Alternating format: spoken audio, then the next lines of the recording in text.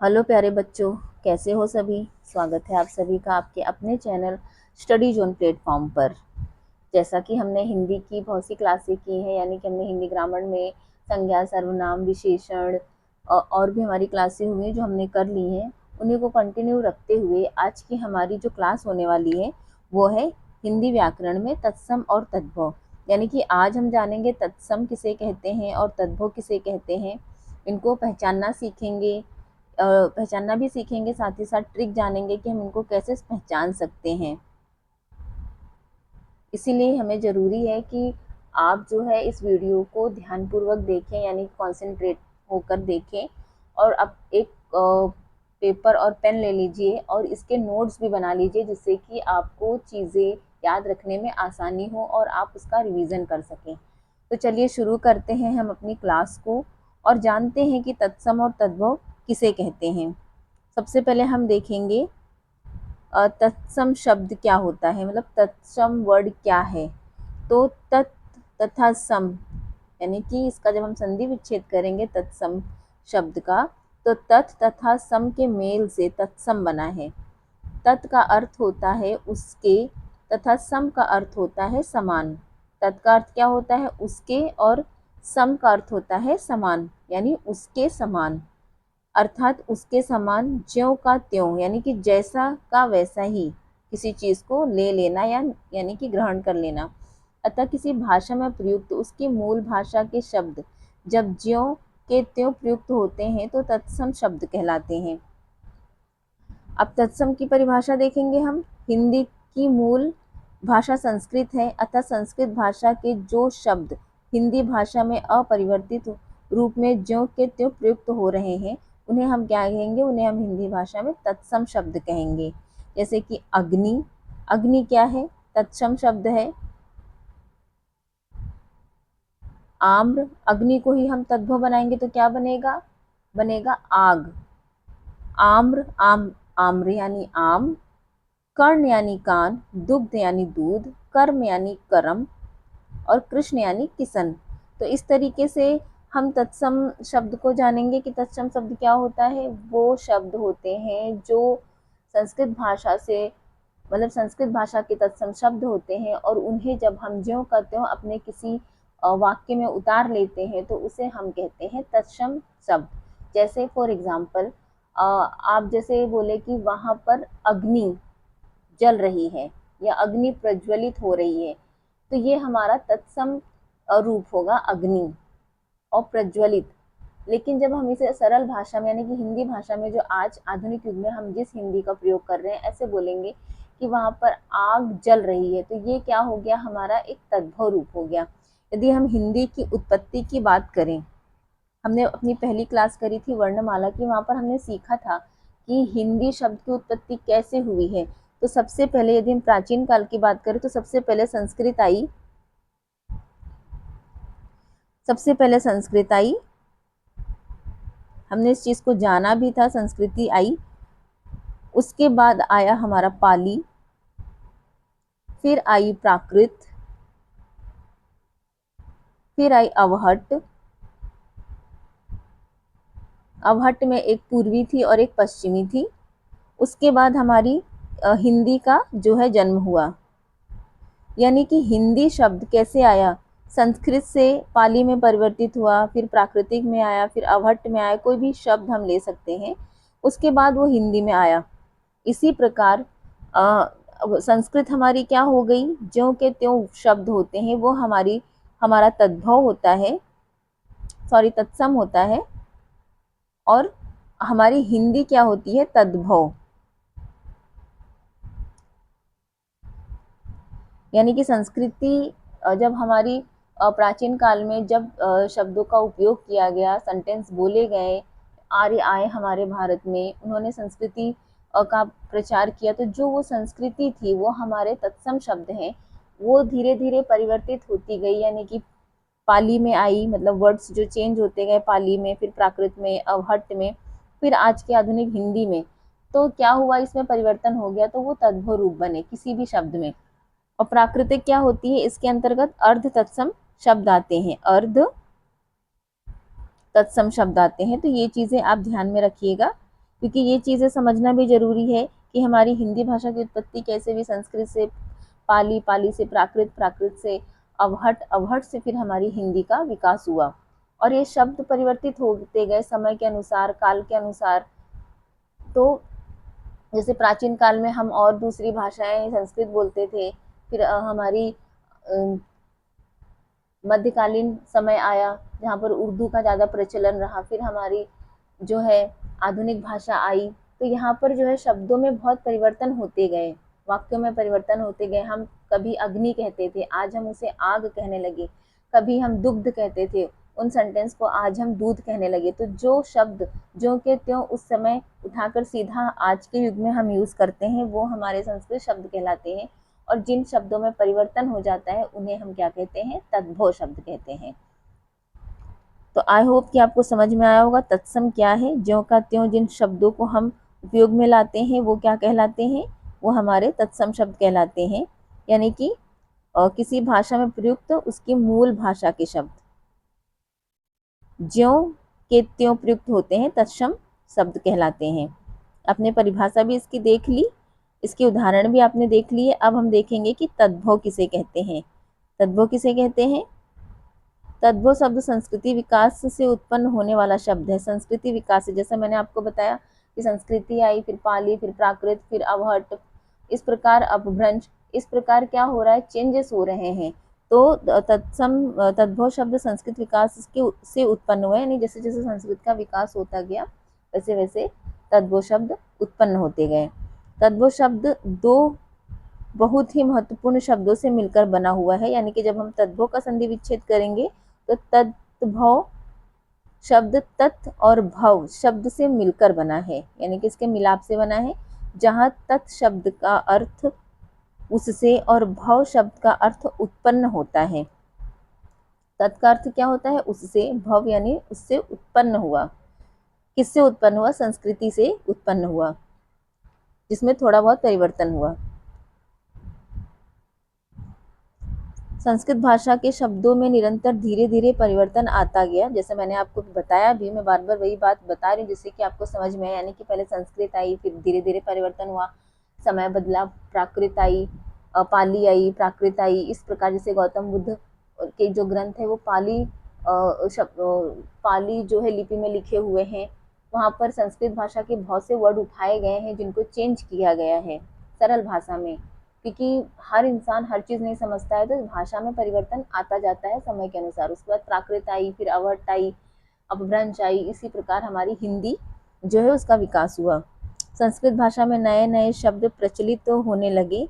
तद्भव शब्द संस्कृत भाषा की ओर ही संकेत करता है। तद्भव किधर संकेत करता है? संस्कृत भाषा की ओर संकेत करता है। अर्थात तद्भव शब्द की उत्पत्ति संस्कृत भाषा से ही हुई है। तद्भव शब्द की परिभाषा देखेंगे, ऐसे शब्द जिन्हें संस्कृत भाषा से उठाकर किसी अन्य भाषा में प्रयुक्त कर लिया जाए, चेंज हो जाते हैं, हमारे बोलने में डिफरेंस आ जाता है। जैसे अग्नि, अग्नि को हम अब आज आग कहते हैं, या फिर पहले हम वानर कहते थे बंदरों को, वानर संस्कृत भाषा में, लेकिन आज हम उसका रूप परिवर्तित होता चला गया और आज हम बंदर कहने लगे। इन शब्दों में ध्वनि में कुछ गंभीर परिवर्तन नहीं होता। मतलब अब जैसे वानर कहते थे अब बंदर कहते हैं, यानी कि इसमें बहुत ज़्यादा परिवर्तन नहीं होता है, छोटा सा यानी कि लिटिल बिट परिवर्तन आपको देखने को मिलता है। परंतु इन शब्दों की लेखनी बदल जाती है, पर इसको लिखने में हम बदल जाते हैं। जैसे कि हम कभी वानर कहते थे तो आज हम क्या कह रहे हैं, बंदर। यानी कि लेखनी तो बदल गई लेकिन बोलने में इतना ज़्यादा डिफरेंस नहीं है। ऐसे शब्द क्या कहलाते हैं? तद्भव शब्द कहलाते हैं। आपको समझ में आ रहा होगा, मुझे आशा है। अब इसके उदाहरण देख लेते हैं जो हमने ऊपर पढ़ा। तद्भव शब्द यानी कि हमारे आधुनिक हिंदी के शब्द, प्राचीन शब्द यानी कि हमारी संस्कृति के शब्द कैसे परिवर्तित हो रहे हैं आप देख सकते हैं। ये हमारे तद्भव हो गए, ये हमारे संस्कृति के शब्द हो गए।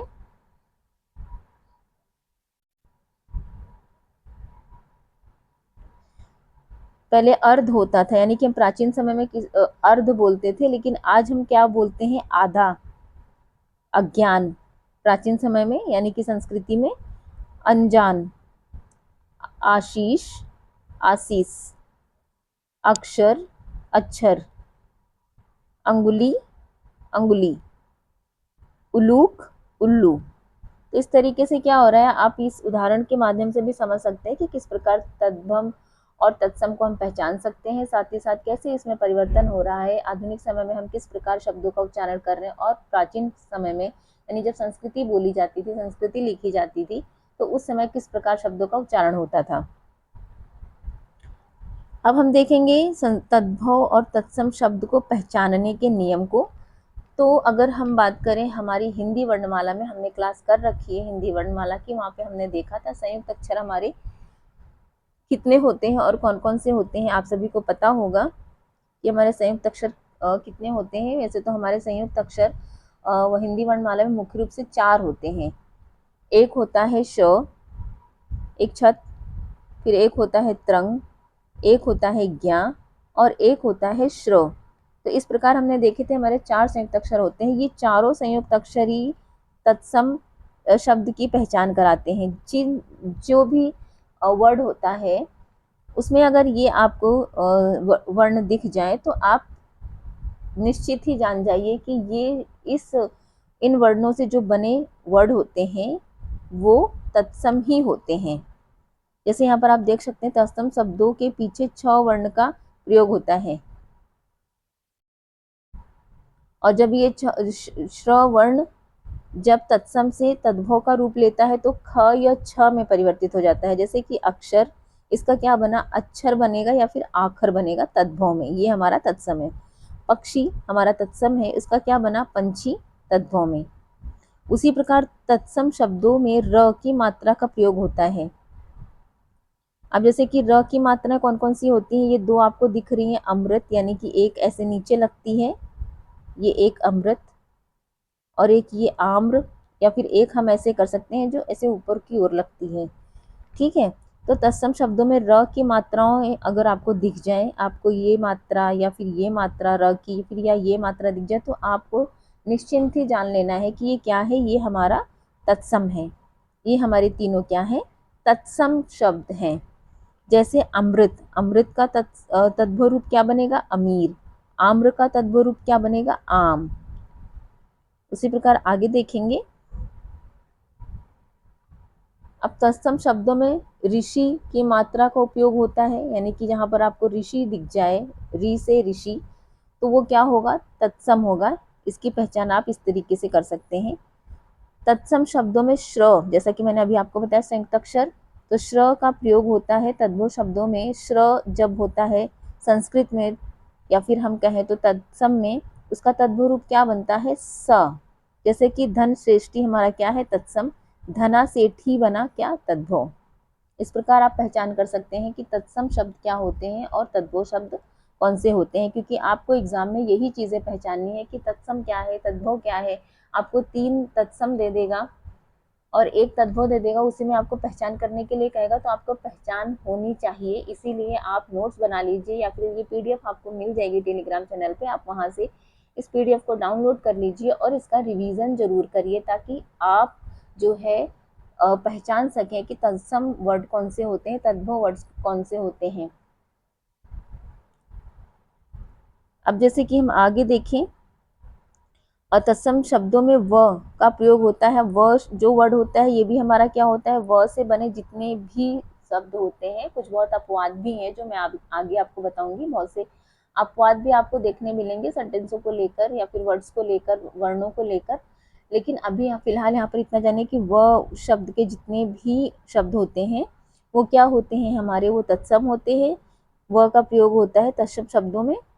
तद्भव शब्दों में ब बन जाता है जब, जैसे कि वन, वन का क्या बन गया, वन, हमारा वन क्या है, तत्सम, वन बन गया तद्भव। जैसे कि अभी मैंने बताया वानर, वानर क्या है, तत्सम, इसका तद्भव रूप कैसे बनेगा, बंदर, है ना।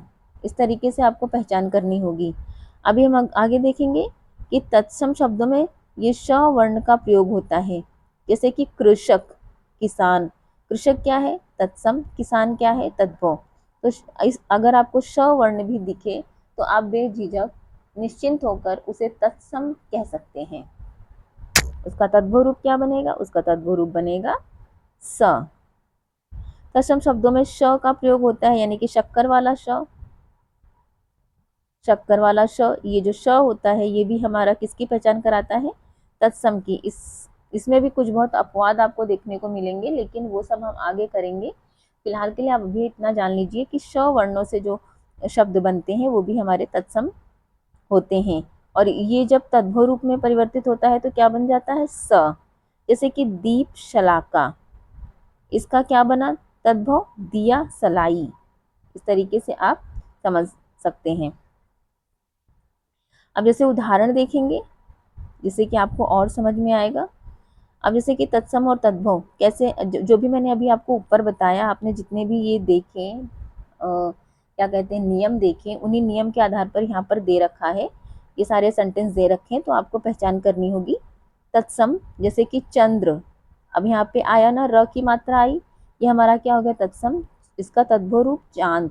मयूर, मोर, वधु, बहु, देखो व से हमारा क्या हो रहा है? तत्सम वधु। इसका परिवर्तित रूप तद्भव में बहु। ग्राहक, गाहक, विद्युत, बिजली, नृत्य, नाच। इस तरीके से आप देख सकते हैं। अब यहाँ पर तत्सम और तद्भव हम और देखेंगे।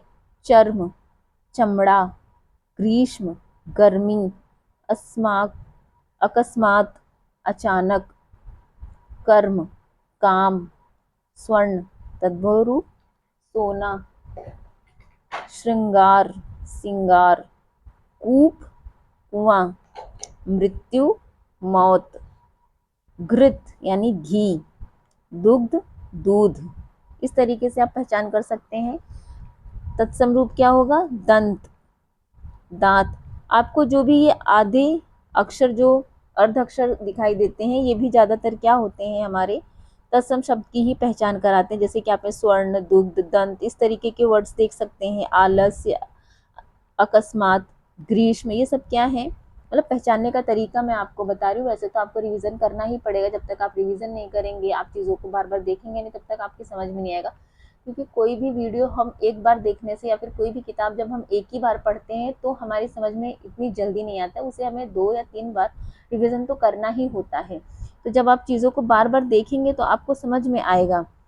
अमूल्य, अमोल, अश्रु, इसका तद्भव आंसू, कृषक, तद्भव आंसू, हस्ती तत्सम है, हाथी, तद्भव मक्षिका, मक्खी, सत्य, सच। अब जैसे यहाँ पर मैंने आपको बताया अर्ध वर्ड जो आए हैं वो आपको तत्सम रूप दिखा रहे हैं, लेकिन यहाँ पर मक्षिका और मक्खी, अब मक्खी में खा आ गया और इसमें क्या श आ रहा है, तो इसमें भी आप पहचान करनी होगी आपको। इस तरीके के अगर वर्ड दे दिए जाए और पहचान करने के लिए कहा जाए तो आपको ये सब चीज़ें ध्यान में रखनी होंगी कि यहाँ पे मक्षिका में इसका जो रूप परिवर्तित हो रहा है वो क में बन रहा है।